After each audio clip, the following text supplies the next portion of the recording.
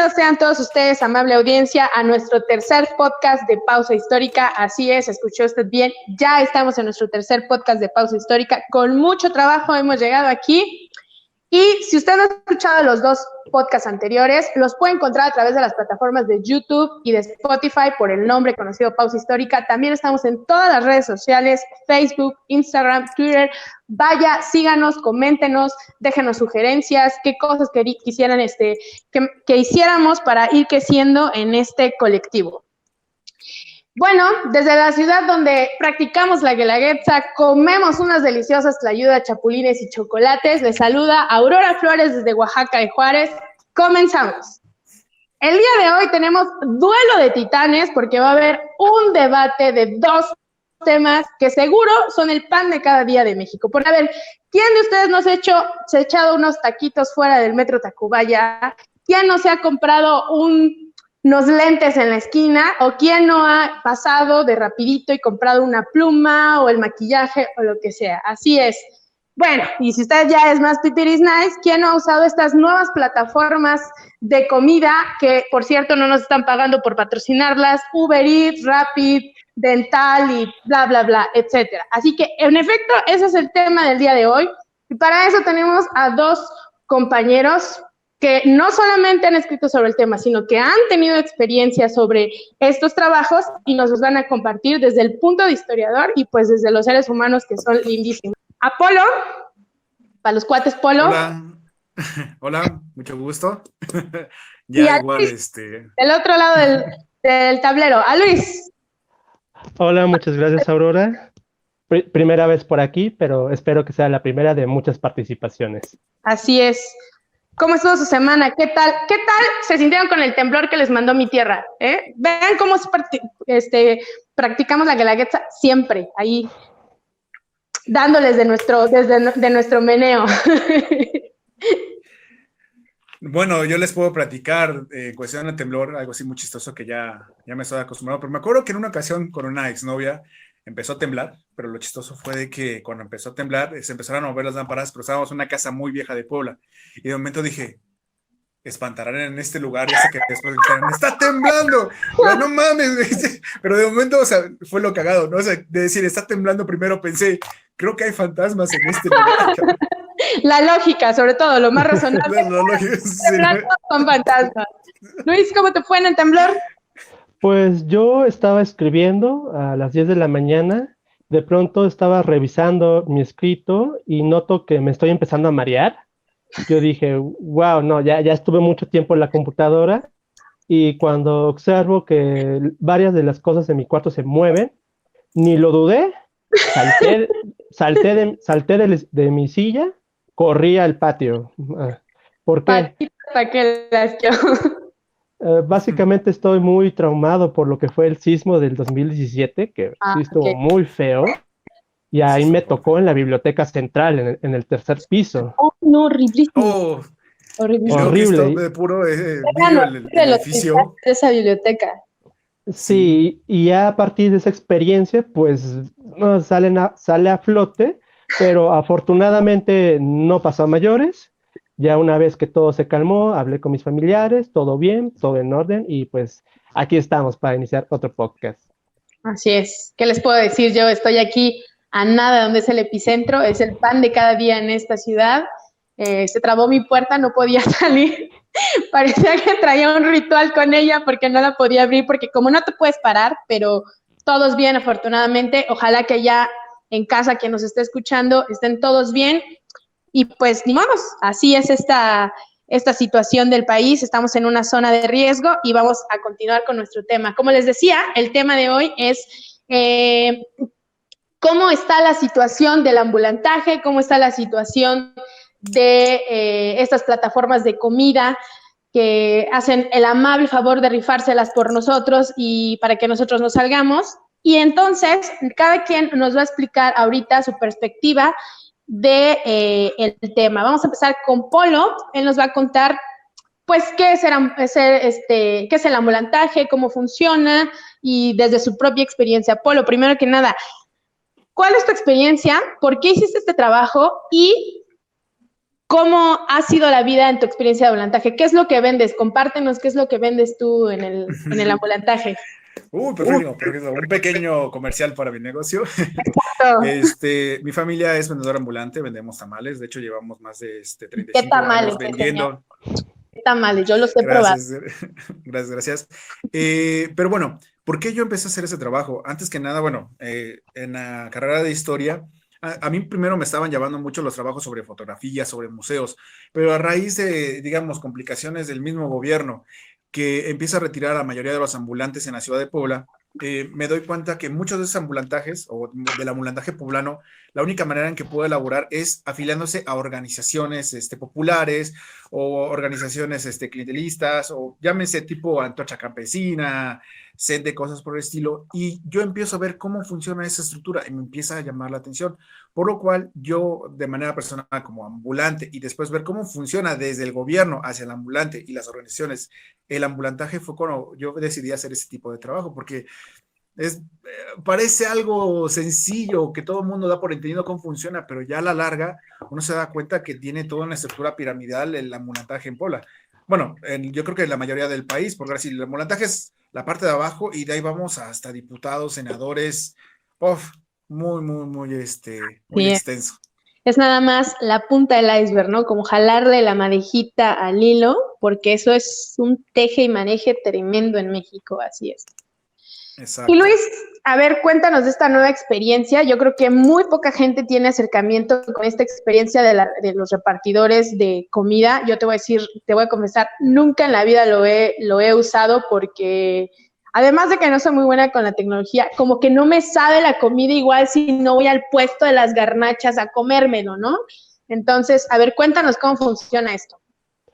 Pues básicamente yo en el año de 2018, una vez que yo terminé la tesis de licenciatura y estaba esperando este proceso de titulación, me encontraba en una situación difícil debido a que no tenía ningún empleo, tenía que costear lo que fue el título y en ese momento mi hermano me recomendó trabajar en Rapid.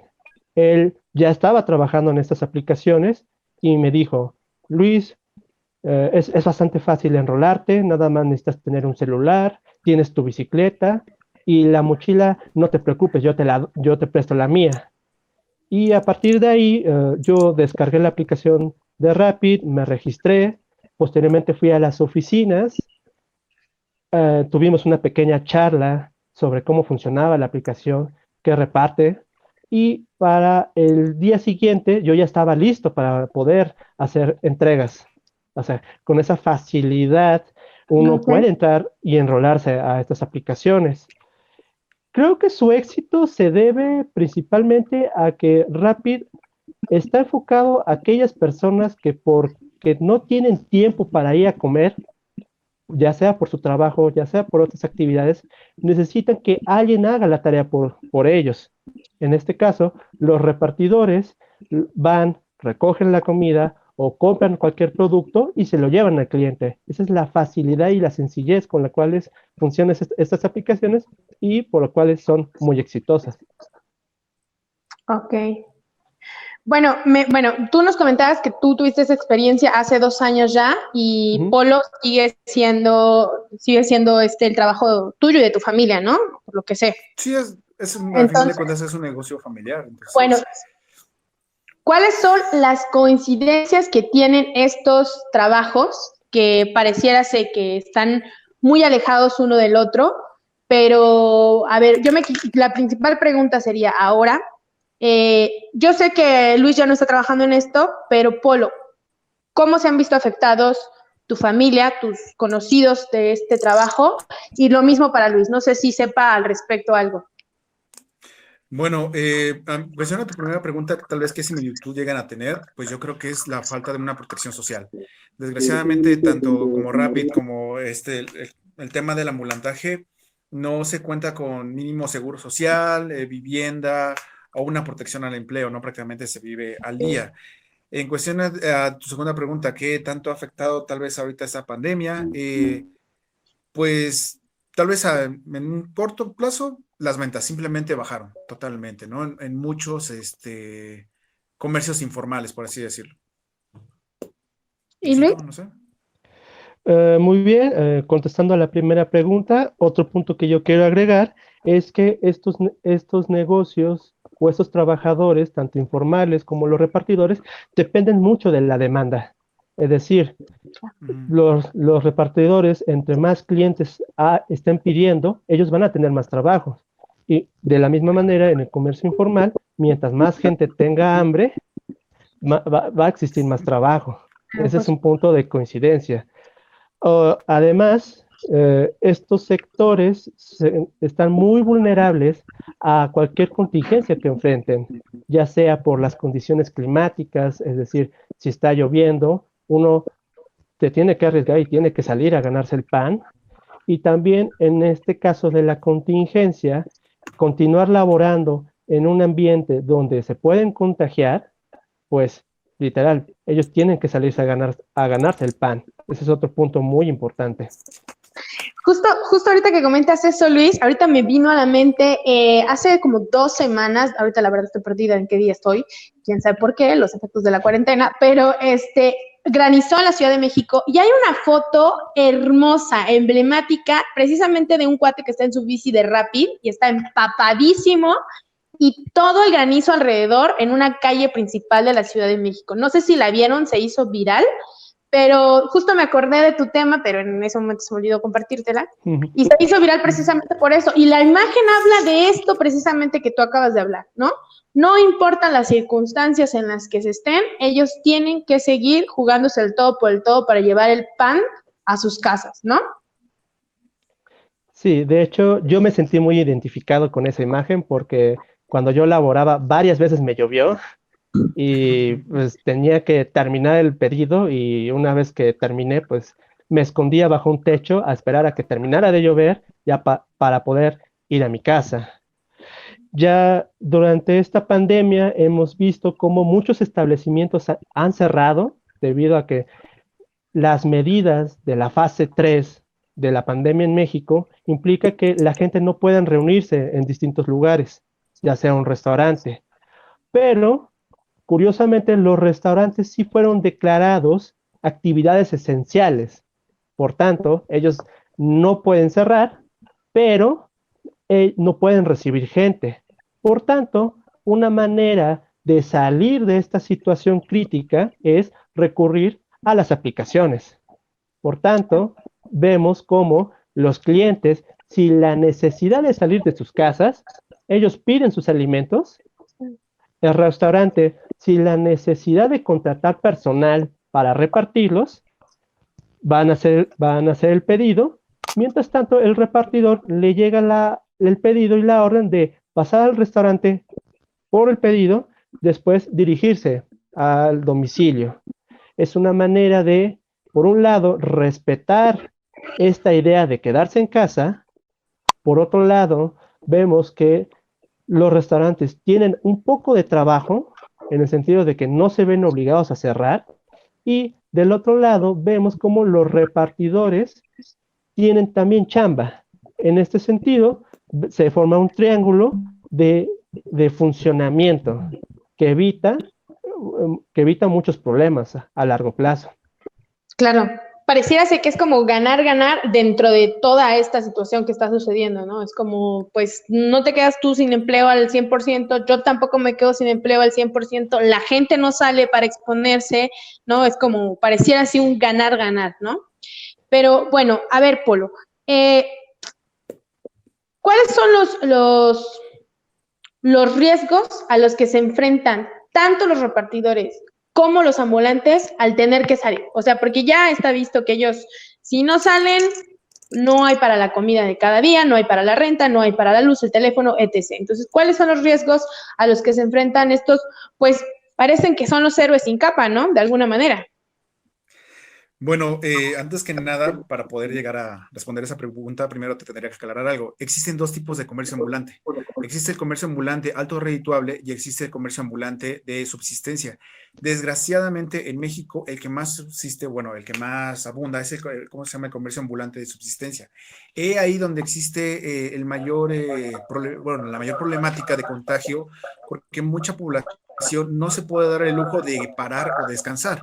Llámese a lo mejor la señora que vende melas, la señora que vende, no sé, tacos, llámese, no sé, un taxista, ajá, un albañil, porque también algo que hay que aclarar, que el comercio informal abarca muchos aspectos, ¿no? En primer término sería, el comercio informal es aquel que no rinde cuentas al fisco o a Hacienda, pero desgraciadamente el número de población que vive del comercio informal es enorme. Nada más para que te dé un dato.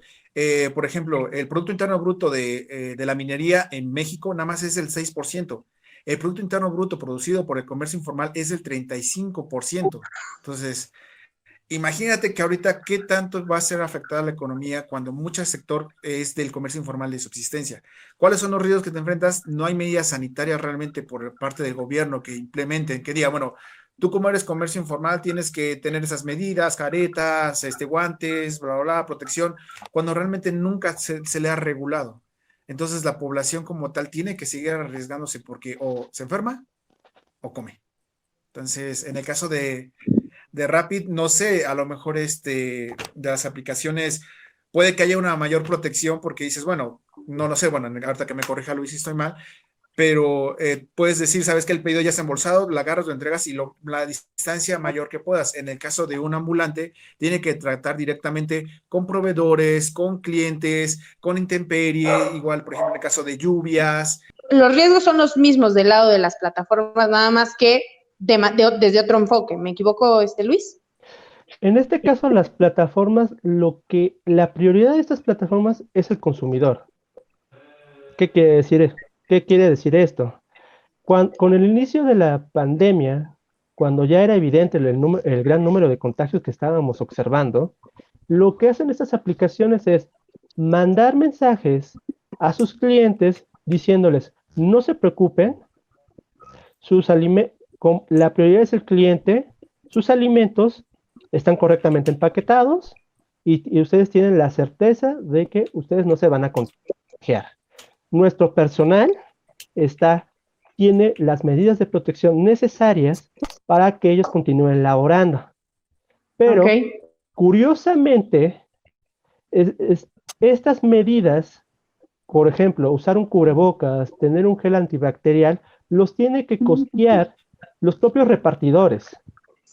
O sea, la empresa no proporciona un marco o reglas para continuar operando, pero no te va a proporcionar el material. Por tanto, uno como repartidor se tiene que comprar su propio cubrebocas, tener su propio gel antibacterial y tener sus propias medidas para evitar el contagio. Igualito que los ambulantes, ¿no? Igual que los ambulantes. Igualito que los ambulantes. Pero, igualito. Finalmente te expones porque tanto el ambulantaje como las plataformas tienen esta cuestión de que andan en la calle, los climas y todo eso, pero por ejemplo, si un repartidor se tuerce el pedal, se va en un bache, lo arrolla a alguien, pues igual va por su cuenta, ¿no? Porque en ninguno de los dos casos hay prestaciones, por lo que entiendo, ¿no? Exacto, Aurora. También quiero agregar que estos trabajadores se encuentran en un estado de vulnerabilidad, ya no solo por el contagio, sino que ellos corren muchos riesgos de sufrir un accidente, de chocar con un coche, de atropellar a alguien en la vía pública, y lamentablemente no es lo mismo chocar coche a coche a que choque una moto, una bicicleta con un coche. Lamentablemente ha habido fallecimientos de repartidores laborando y curiosamente la empresa está desligada de ellos. ¿Por qué? Porque estos repartidores son contratistas independientes. Es decir, no son empleados, no se les reconoce la figura del empleado y al no ser reconocidos como empleados, ellos no tienen acceso a un salario ni tampoco a prestaciones laborales.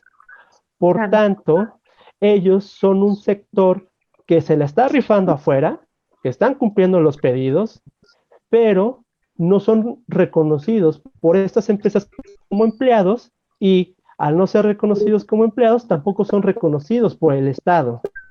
Ese es otro punto de coincidencia con el comercio informal, dado que son trabajadores invisibles que el Estado o los gobiernos locales no toman en cuenta a la hora de dar una especie de apoyo para que estos sobrevivan la contingencia o no tengan la necesidad de trabajar más tiempo. Bueno, y ese sería el siguiente punto, efectivamente, Luis. ¿Qué apoyo están recibiendo estos sectores? O sea, el gobierno está haciendo algo por ellos, y con gobierno es todo, ¿no? Desde los municipios, el gubernamental, el federal.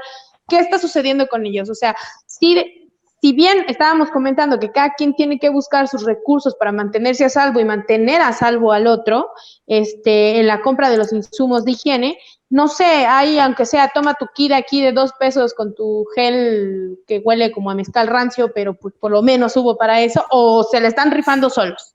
¿Cuál es cómo? Lamentablemente se lo están rifando solos. De hecho, hace unas semanas hubo una noticia de otro fallecimiento de un repartidor en la Ciudad de México, y es a partir de este punto de inflexión en el cual los repartidores dijeron, ¿sabes qué? Basta, somos trabajadores, se nos tiene que reconocer como tal, y vamos a agarrar nuestras bicicletas, nuestras mochilas, y nos vamos a ir a manifestar Así es. al monumento a la Revolución Mexicana. O sea, en primer lugar, quieren ser reconocidos como empleados. En segundo lugar, una vez reconocidos como empleados, ya necesitan apoyos para continuar con su labor. Y este movimiento de reconocimiento no es nuevo. Ya venía desde hace años, cuando era evidente que estos trabajos eran demasiado peligrosos. Los propios repartidores tuvieron una especie de conciencia de clase, conciencia de quiénes son ellos, conciencia de su situación muy peligrosa, y dijeron, ¿sabes qué? Necesitamos organizarnos, necesitamos juntarnos, platicar y decir, oigan, nosotros somos un sector al cual le llueve sobre mojado.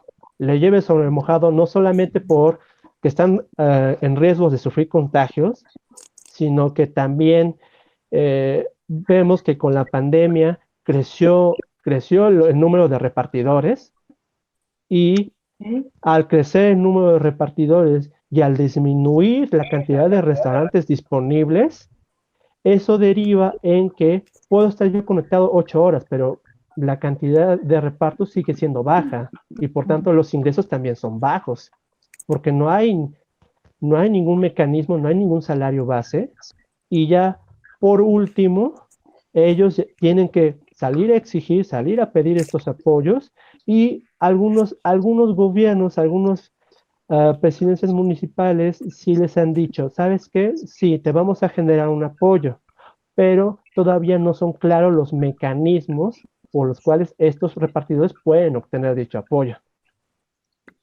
Y en el caso del ambulantaje, Polo, porque, por ejemplo, los ambulantes, aparte de que tienen esta cuestión del gobierno, están los líderes, ¿no? Exacto.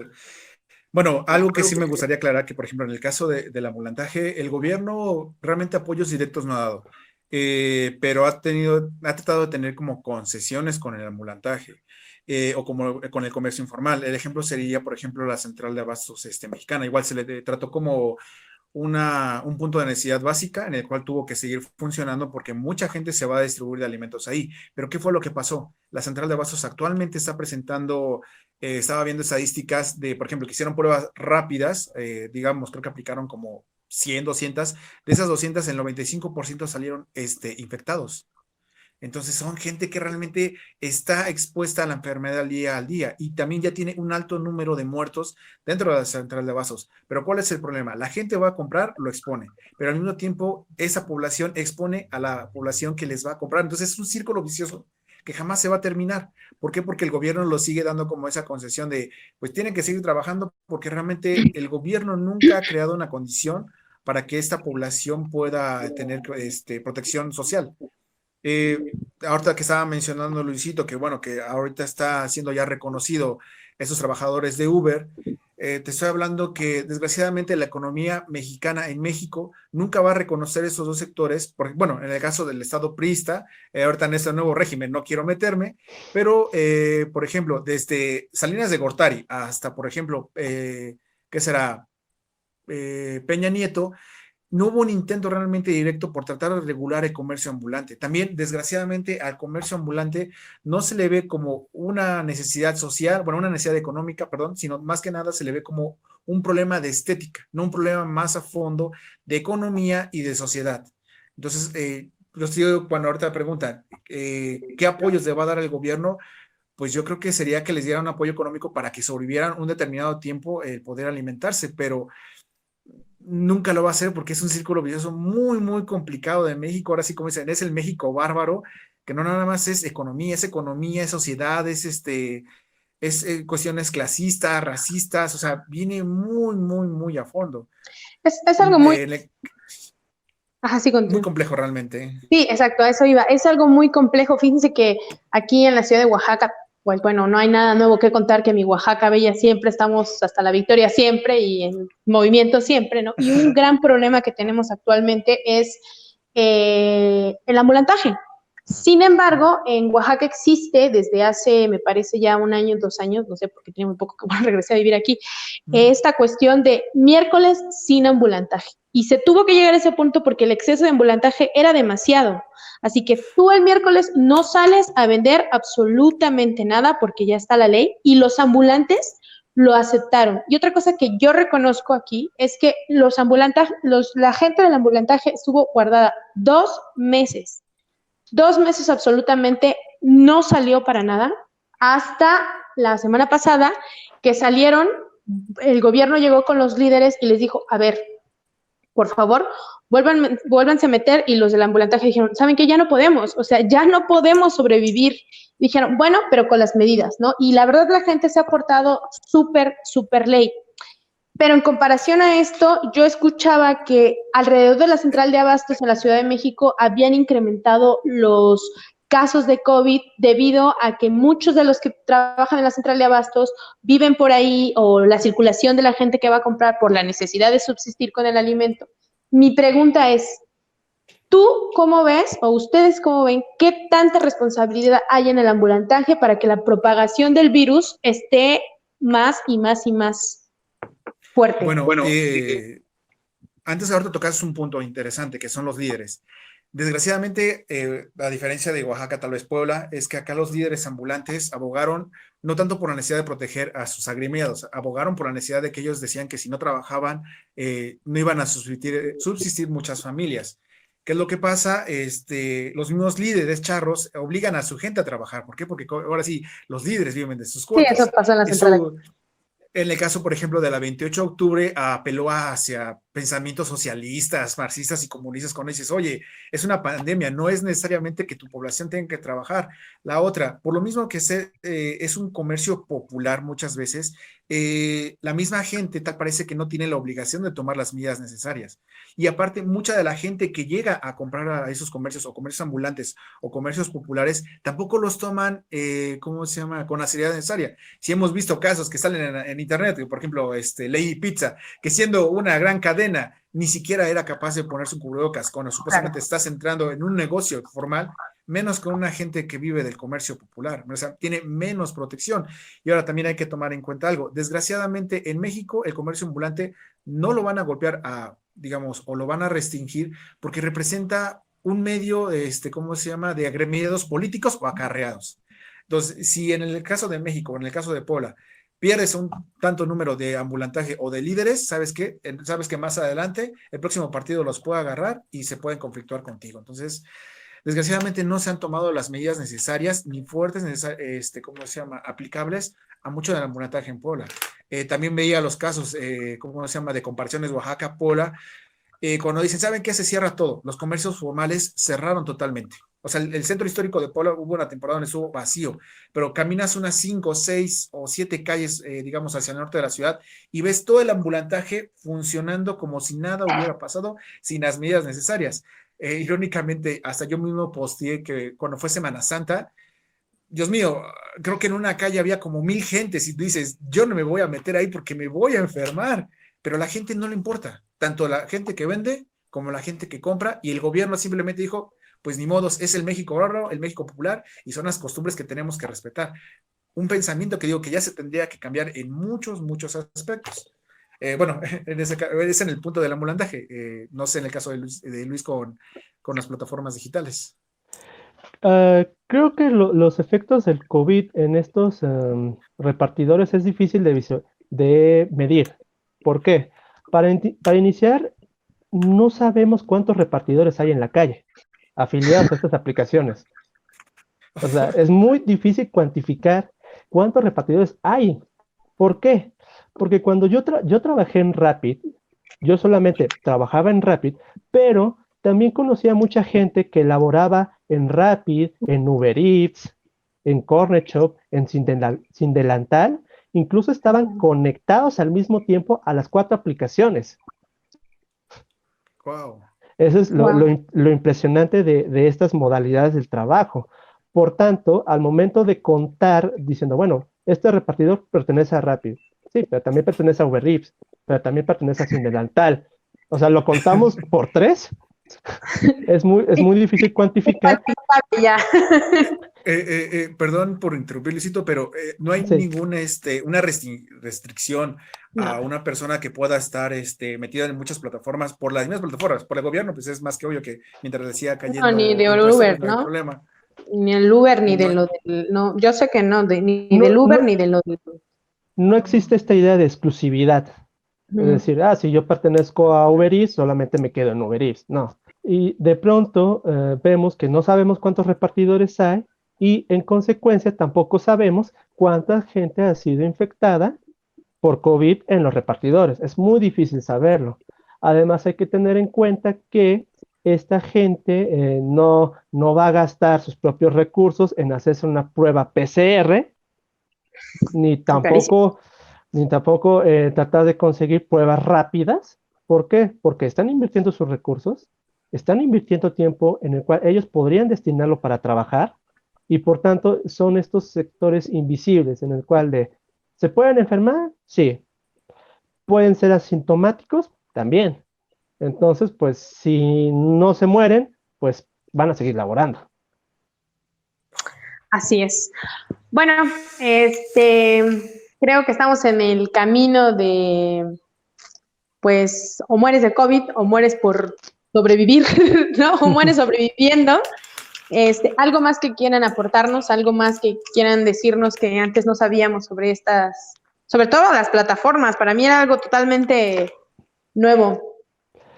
Pues estamos viendo, y eso es parte de un debate a nivel mundial, sobre cómo regular las plataformas, Claro. cómo regular a esos trabajadores. En primer plano, lo que hacen los gobiernos, no solo aquí en México, sino a nivel mundial, es, ¿sabes qué? A estas empresas, tipo Uber, tipo Rapid, hay que cobrarles impuestos. Impuestos sobre el IVA, impuestos sobre el ICR. ¿Por qué? Porque está comprobado que están obteniendo demasiadas ganancias sin declarar. Pero eso afecta bastante a los repartidores. ¿Por qué? Porque no solamente tienes que gastar en la gasolina, no solamente tienes que gastar en tus propios medios de trabajo, sino que ahora tienes que estar declarando impuestos, tienes que pagar impuestos. A pesar de que tú no estás calculando directamente cuánto tienes que pagar, la plataforma ya retiene parte de tus ganancias para que los pagues en impuestos. Y en una situación tan complicada como la que estamos viviendo, nos estamos dando cuenta que estos repartidores, pero no solamente los repartidores, sino también los conductores de Uber, ya dejó de ser un negocio como tal. Ya no es un negocio como hace 3 años lo veíamos, sino que tienen que estar pagando impuestos, tienen que estar trabajando largas jornadas de trabajo por tratar de cubrir sus necesidades y a la larga esto pues va a perjudicarlos más todavía. Okay. ¿Polo, algo más? pues realmente que a final de cuentas el comercio ambulante es algo que todo el mundo ha consumido y realmente no creo que lo cambien mucho. es una necesidad básica. Yo tal vez nada más quisiera aclarar que en cuestión a la regulación del gobierno es algo muy complicado, porque en el momento que regulan el comercio ambulante o el comercio informal, en ese momento le están dando derechos y en ese momento lo equiparas con el comercio establecido, pero sin pagar el número o largo de impuestos que paga un local, un negocio, un restaurante, todo eso. Claro, Entonces, es desigual. y entonces al momento de volverte igual, ya no te van a poder reclamar, ya no va a haber líderes sindicales, pero van a originarse nuevos problemas. Pero mientras no eso pase, mientras la economía mexicana nunca mejore o nunca se la apoye o veamos una manera de crecer o que respeten por lo menos ese 35% de Producto Interno Bruto, sigamos disfrutando tacos, memelas, semitas, tlayudas, todo lo que comemos, ¿no? Puestos artesanales, pulseritas, etc., todos los que son del agremiado del comercio informal. Así es. El mal necesario de este país, uno de los tantos males necesarios de este país.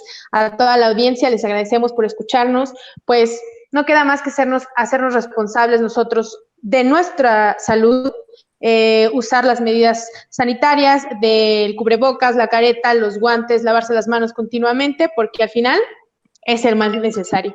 Agradezco mucho su atención, chicos. Qué padre saber que ustedes tienen esta experiencia de vida muy interesante. Yo no sabía que ustedes tenían bueno, de Polo sí, que tenían esta experiencia. Qué buena onda. Muchas gracias nuevamente a toda la audiencia. Les repito, vayan, suscríbanse por YouTube, Spotify, síganos en nuestras redes sociales. Estamos en todos como Pausa Histórica. Les agradecemos nuevamente que nos escuchen, su atención. Tenemos blog.